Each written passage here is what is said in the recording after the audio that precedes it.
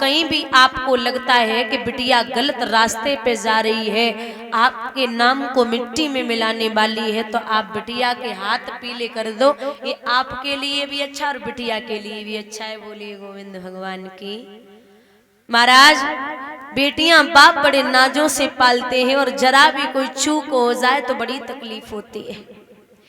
यहाँ और बेटियों की बात कर रही हूं, एक कड़वी सच्चाई है। आज के जमाने में 80% कितना है? 80% बेटियों का घर बिगाड़ने में उनकी खुद की माताओं का हाथ है। ये बिल्कुल सत्य है। पिताओं का नाम नहीं आता, और ये अगर बिगाड़ने में इनका हाथ है तो ये समझिए कि महाराज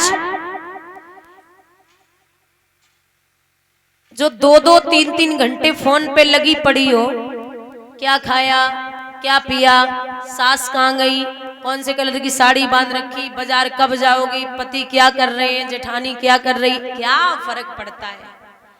अरे तुम घर संभालिए। और पिताओं से निवेदन है जो यहाँ बैठे उनसे, बेटियां जो होती है ना, जब पराए घर में पहुंच जाए तो ज्यादा पैर अड़ाने की जरूरत नहीं है। अगर लगता है कि बहुत दुखी है, घर वाले परेशान कर रहे हैं, तो आप बेटी को चुपचाप ले आइए, भेजो ही मत। लेकिन कहीं भी लगता है कि वो 4 बर्तन खटकेंगे, लड़ाइयां तो अगर घर में छोटी पूरी होती रहती हैं, तो ऐसे ना ही कि जाए के पहुंचे छाती ठोंक के बोले तू फांसी लगा ले, हमने दहेज एक्ट लगा दिए। ऐसे ना ही कि आगे लगा ले, हमने सब जेल दिखाई दिए। ये नहीं बोलना है। बिटिया अगर थोड़ी बहुत कुछ गड़बड़ है घर परिवार में, तो आप अकेले में बिटिया को समझाओ और परिवार वालों को अकेले में समझाओ, तभी घर चलेगा। और सबसे बड़ी बात तो ये है कि बिटिया घर से निकले तो निवेदन है जो अनमैरिड बैठी हैं, जिनकी शादी नहीं हुई, आप जाइए और थोड़ा बहुत कहीं झुकने की बात आ जाए तो आप झुक जाइए, कुछ नहीं बिगड़ता।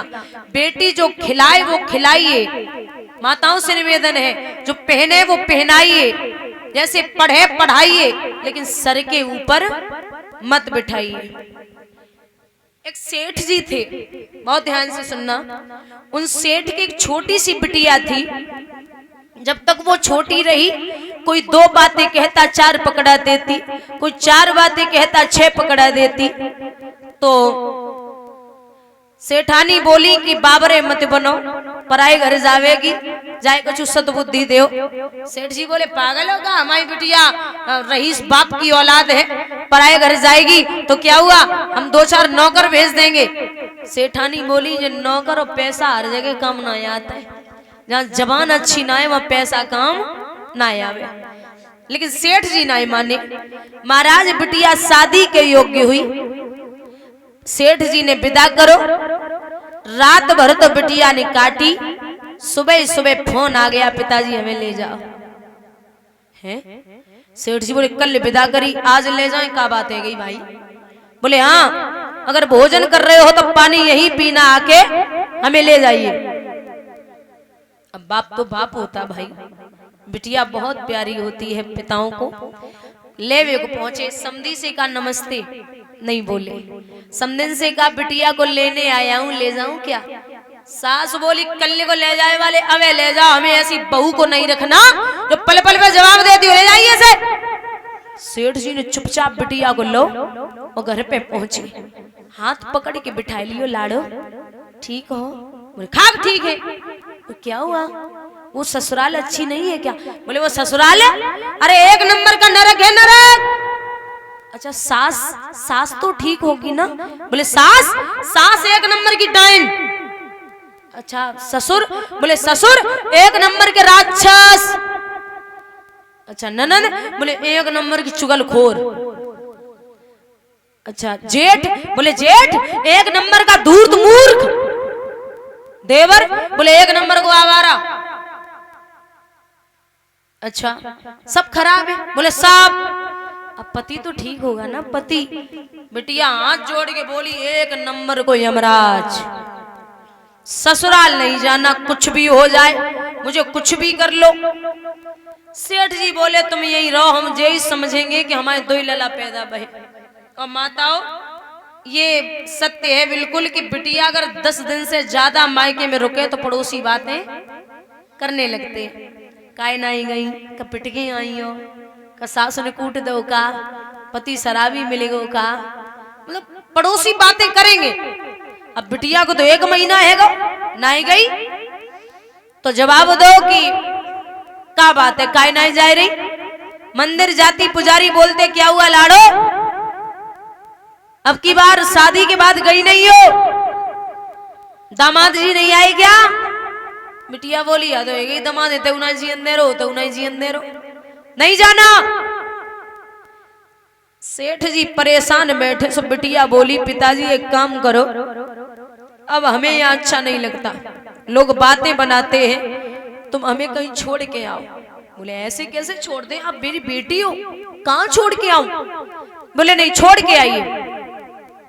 सेठ जी बोले बिटिया हमारे नगर में एक महात्मा है और महात्मा ने हमें मंत्र दो है, अगर वह मंत्र को जाप तुम कर लियो तो ससुराल तुम्हारी मुट्ठी में। वो जल्दी लाओ जल्दी लाओ। ससुराल अच्छा मंत्र ना है, कुछ और हो। बोले हाँ है ना, साधना। साधना क्या है? साधना ये है कि 6 महीने तक अपने ससुराल वालों को जवाब मत देना। कितने दिन? तेज बोला थोड़ा। 6 महीना। बोले छोड़ के आओ। सो बिटिया छोड़वे के लाइन पहुंचे। अब जो पहुंचे तो ससुर ने देखो, बोले फिर आ गई कलमुही, इसे तो किसी ने नहीं बुलाया तो फिर आ गई। सो अब की बार घूंघट में आई। अब बुजुर्गों कांच को गिलास रखो रहे, सो बिटिया घूंघट में थी, कांच के गिलास में धोखे से पैर लग गो। ससुर बोले अंधी है क्या, आते ही आते बर्तन फोड़ने लगी। बिटिया ने बाप को चेहरा देखो और ससुर को देख के बोली वह 6 महीना रुक जाओ, तुम्हें खोपड़ी पे ना फोड़ो तो हम तो कोई क्या कहे, हम तुम्हें 6 महीना जवाब नहीं दे सकते। ससुर सास दोनों अंदर लेके गए जैसे तैसे। पिताजी बिटिया को छोड़ के चले गए। जब बिटिया को छोड़ के गए, सुबह सुबह उठी, सासू के पैर दबाए रही, झाड़ू पोंछा बर्तन पूरे घर के, कपड़ा धुलना प्रेस, मतलब पूरा ख्याल जो बहू करती है सबका ख्याल रखती। सासू ने 1 महीना बाद चाबी निकाली और बहू को, अरे लाओ मम्मी जी जाके लाए तो कितने पापड़ वे ला दो, हमें तो बहुत कुछ बाकी है। बोले रक्षाबंधन को समय सो भैया लेवे को आएगो। वो चलो दीदी घर पे, मम्मी याद कर रही। बिटिया बोली मम्मी तो पूछ ले। भैया बोले हैं मम्मी किंतु कह रही, पूछ क्या? सो भैया अंदर पहुंचे, बोले दीदी को लेने आया हूँ, ले जाऊं क्या? हाँ। सास बोली ले जाओ लला, और आज हमारी बिटिया को लेके जा रहे हो, कल सवेरे तक छोड़ जाना। एक वो दिन था जब कह रही थी कि कल को ले जाने वाले अभी ले जाओ, और आज कह रही है कि आज लेके जा रहे हो, कल सवेरे तक छोड़ जाना। ये जवाब न देने का नतीजा है। अब महाराज सेठ जी के पास में बिटिया पहुंची। सेठ जी बोले आओ लाड़ो बैठो, बस तुम्हारी नरक ससुराल कैसी है? जवाब दो पिताजी वो नरक नहीं वो स्वर्ग है। अच्छा राक्षस ससुर कैसे हैं? बोले वो मेरे पिता है। बड्डाइन सास मर गई कि जिंदा है? बोले वो मेरी माँ है। वो आवारा देवर, बोले वो मेरा छोटा भाई है। वो धूर्त मूर्ख जेठ, बोले वो मेरा बड़ा भाई है। अच्छा वो चुगलखोर ननद, बोली वो मेरी छोटी बहन का रोल अदा करती है। सब छोड़ दे तो यमराज कैसो है। सो बिटिया ने बैग उठाओ और लेके चल दी।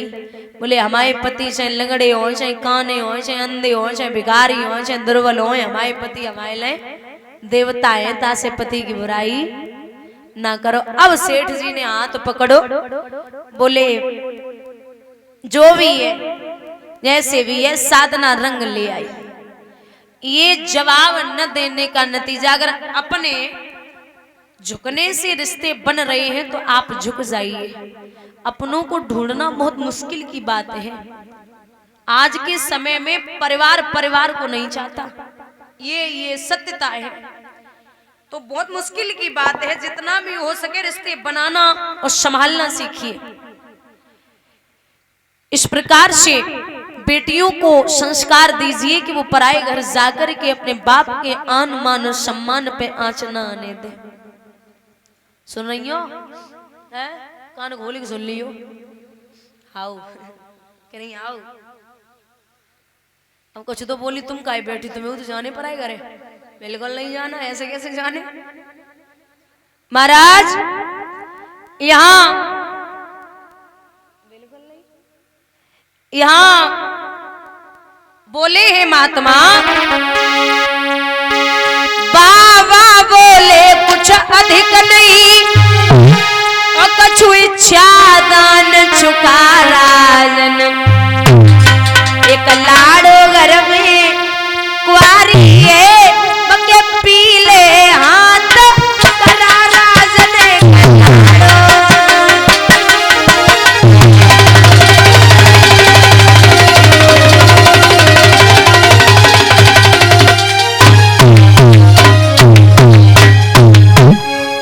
बाबा बोले कुछ अधिक नहीं कछु इच्छा दान चुका राजन। एक लाड़ो घर में कुआरी है जो कि पीले हाथ करा राजन। और ये 101 रुपए से सम्मानित कर रहे हैं कवि श्री सरकार सिंह जी बघुइया से आए हुए। ठाकुर जी से कामना करती हूँ गोविंद सद्बुद्धि देते रहे, आशीर्वाद गोविंद का बना रहे। माँ भगवती धन और दान से हमेशा पूर्ण रखें और आपका सम्मान कहीं भी कम न हो, ये अभिलाषा और आकांक्षा है गोविंद से। यूं ही आप धर्म के कार्यों में अपने हाथ आगे को बढ़ाते रहे।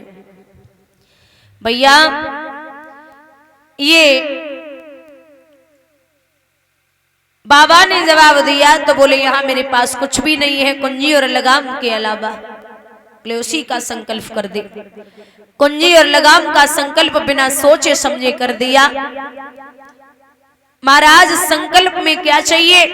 बोले 60 भार सोना। यदुवंश दर्पण का प्रमाण है 60 भार सोना 7200 किले का होता है। 7200 किले का 60 बार सोना। तो पत्नी की आज्ञा लेने के लिए चले। विश्वामित्र ने कहा जाओ जल्दी वापस आना। पत्नी से जाके कहा कि देवी आज एक महात्मा ने आए कि मेरे पूरे राज्य को ले लियो। अरे आप इसलिए उदास हो कि महात्मा ने राज्य ले लिया? अरे ओ महाराज कितने बड़े बड़े राजा आए और चले गए। आप खुद से सोच लो, आपके पूर्वज भी इसी राजगद्दी पे बैठ के गए होंगे। जब वो कुछ लेके नहीं गए तो आपको क्यों तकलीफ है? बोले अरे पगली, तकलीफ जाकी ना है कि राज्य चलोगो, तकलीफ तो जाकी है कि राज्य गो वो तो गयो, लेकिन 60 बार सोना कहां से आए? रानी ने जवाब दो नाथ ये लक्ष्मी है। लक्ष्मी का नियम है ये आएगी और चली जाएगी अगर संभाल के नहीं रखोगे। और सरस्वती का नियम है पहले तो ये आती नहीं, अगर आ गई तो फिर जाने वाली नहीं है। महाराज खुद बिक जाइए, मुझे बेच दो, पुत्र को बेच दो, लेकिन 60 बार सोना अवश्य चुका। ऐसी पत्नी होनी चाहिए। और आज के जमाने में को गरीबी आएगी तो हमें माय के छोड़े आ जाओ, कमाए के आ जाओ तो हमें लेवाई लियो, जो खर्चा पानी ना हो रहा तुम पे। पत्नी स्वयं खड़ी है, कलाई पकड़ के जवाब देती है श्रीमन आप उदास मत होना, मैं आप